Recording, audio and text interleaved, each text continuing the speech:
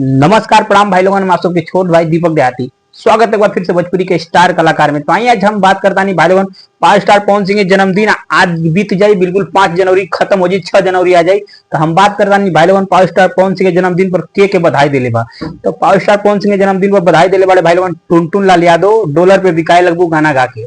ओकर बाद बताता नहीं भाई लोगों, अहिरान स्टार समर सिंह कोनो जात पात भेदभाव के गायक ना हुए, लेकिन गावे ले कभी कभी वो भी समाजवादी गाना गैला के बाद बताते नहीं भाई लोगों की समर सिंह भी पावर स्टार पवन सिंह के जन्मदिन के ढेर बधाई दिले बाड़े।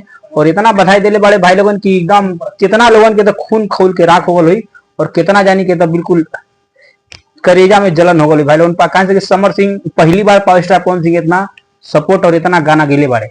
कहां से बताते नहीं भाई लोगन, समर सिंह ऐसे गाना गैले कि समर सिंह के बेटी के बर्थडे में गए रहे, जन्मदिन जब मनल रहे समर सिंह के बेटी का, ओकरा जन्मदिन पे पवन सिंह बधाई दिले रहे।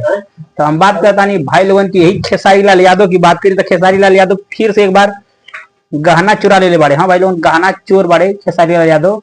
3 थान जौन गहना बा ना भाई लोगन चोरी कर ले बाड़े खेसारी लाल यादव। गहना नहीं चोरी कर ले, गहना नाम बा गाना का, गाना चोरी कर ले बाड़े। बताता नहीं भाई लोगन, एगो छोटा मोटा कलाकार गायक के गाना चोरी ले बाड़े खेसारी लाल यादव। 3 थान गहना तोरा के देव।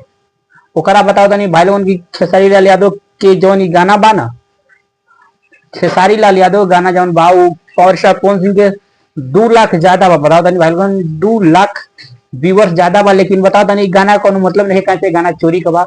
ओकरा बाद बताई भाई लोगन पावर स्टार पवन सिंह ऐसा जन्मदिन कोनो ना होके जौन जन्मदिन में पावर स्टार पवन सिंह दारू पी के ना जन्मदिन मनावत होगा। बताओ नहीं भाई लोगन पावर स्टार पवन सिंह जन्मदिन दारू पी के मनैले बाड़े, और उनकर आंखी बता दे कि कितना दारू पीले बाड़े।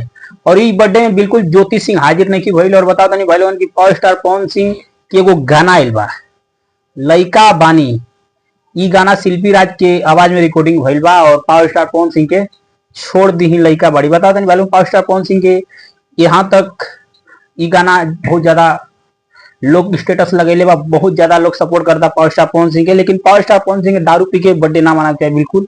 हम बताते नहीं भाई लोगन ज्योति सिंह भी हाजिर ना बनी। और खेसारी लाल यादव के बात क्या करी भाई लोगन, खेसारी लाल यादव तो बिल्कुल ही बधाई ना दे।